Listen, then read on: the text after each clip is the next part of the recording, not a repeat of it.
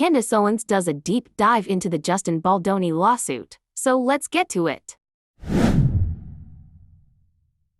And I promise I'm done.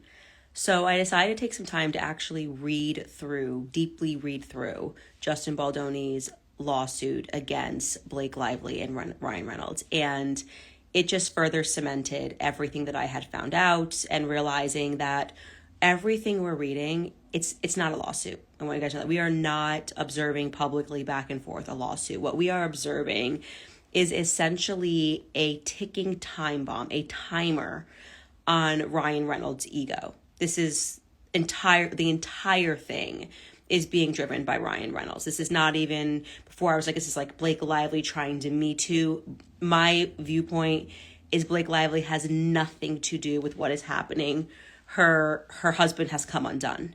And there's so much that I want to say here because I'm very disturbed by it. Like, first and foremost, what's now becoming very clear to me is that Blake Lively developed some feelings for for Justin Baldoni on set. Has happened to her.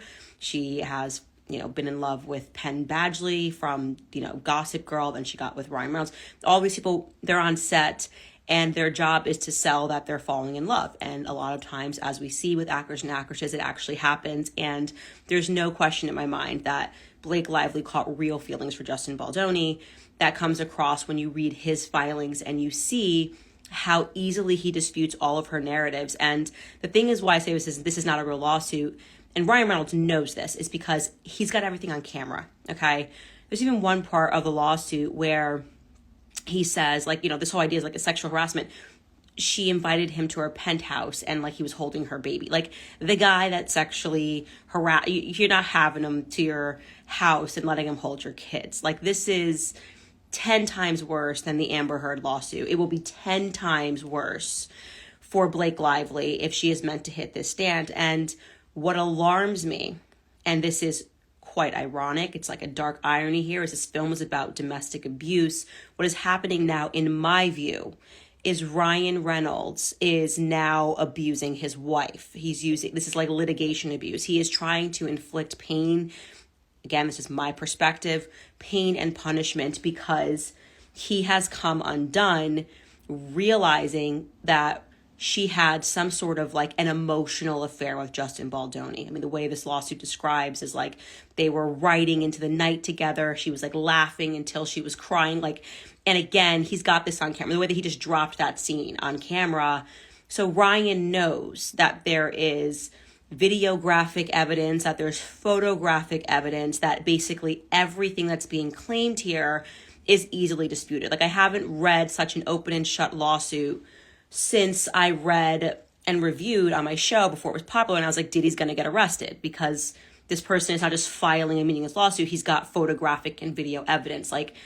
And like I said, I sensed it in Brian Friedman's language.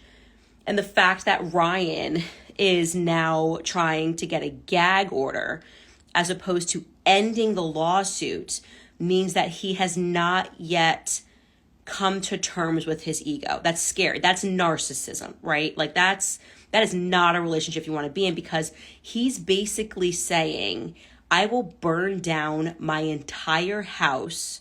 I will burn down your career, and I will burn down my career.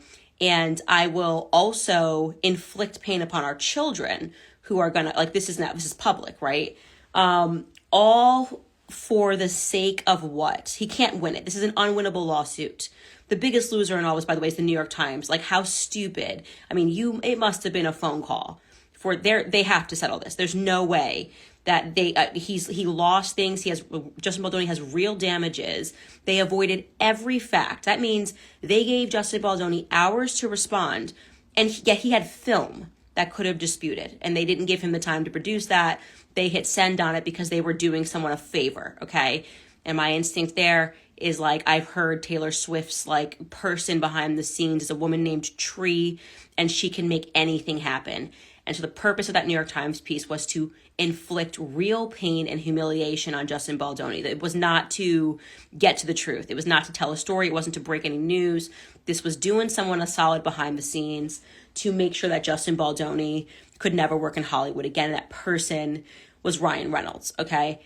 I am very concerned for the circumstance that Blake Lively is in. And I am not a Blake Lively fan. I think this snowballed and it spiraled, and she basically just had to let her husband, whatever it was that he saw, and he finally caught on to this quote unquote emotional affair. Again, I'm giving my opinion, having now read the documents.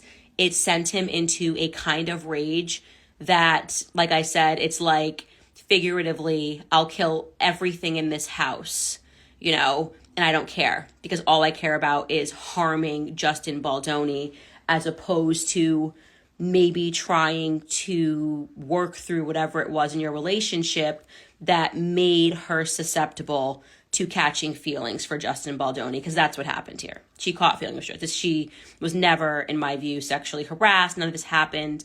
And they were getting close. That's what happened. And Ryan flipped a switch.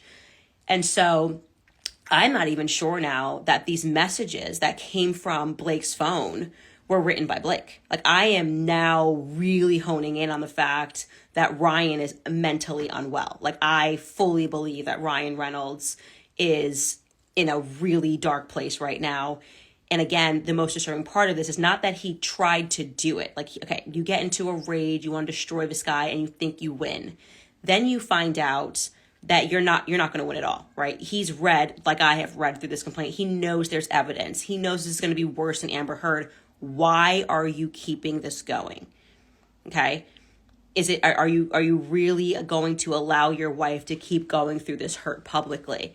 Are you going to make her sit on the stand and get proven to be a liar for revenge? Like, do you think that this is like how you get the girl in the end? Like, he's humiliating Blake Lively right now. This is humiliating. So no matter what she did, whatever he caught, whatever he saw, maybe he had a right to be upset. He did not have a right to do this, okay?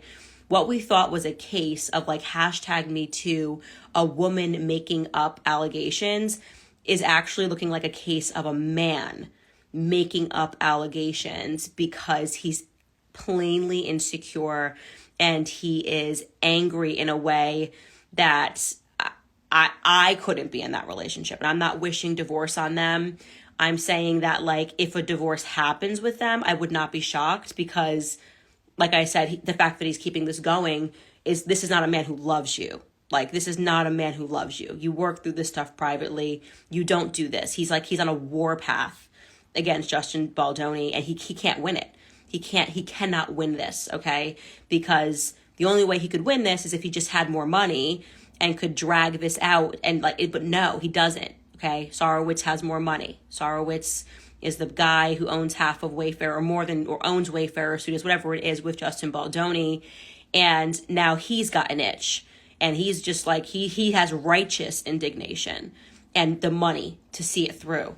So, I think the reason he filed for the gag order, which has been, it's been publicized that Ryan was a motivating thing, is because the next step, as Brian Friedman illustrated, was that they were going to put together a website with all of the messages between Blake Lively and Justin Baldoni. And this was going to be the moment that the public became aware of some sort of an emotional affair here. It was going to become very clear that this was not anything other than like flirty messages. Like, it was going to become something else. And Ryan was going to be caught with his pants down. So he tried to temporarily halt that. But this has gone on long enough. Like, this is like, I don't know how a man can do this to his wife. Like I said, this is not love. This is not a relationship that you want to be in. And again, there is some deep, sinister irony here that this entire film is about domestic abuse, And I do want to say this, like, to every Hollywood A-lister that came out and just said, like, I believe women, and didn't even give this man an opportunity to clear his name. Okay, you better meet it with the same energy now. Like, the lawsuit's out there. You can see the evidence. You can find out now that this was Ryan Reynolds, an enraged man. And if you truly believe in defending women, then you should take the opportunity to do that right now and speak out against what Ryan Reynolds is doing. Because it ain't Justin Baldoni that she's afraid of, in my view. Okay, she's letting her husband do this. Maybe she thinks it's like her punishment. that she like deserves this for engaging with so much. I'm not sure, but I just wanted to say that like I am disgusted with Ryan Reynolds. Like I am like, ugh, the ick. I will never look at him the same. I never was a Ryan Reynolds fan per se, because I don't like that kind of humor where there's like a bubbling anger.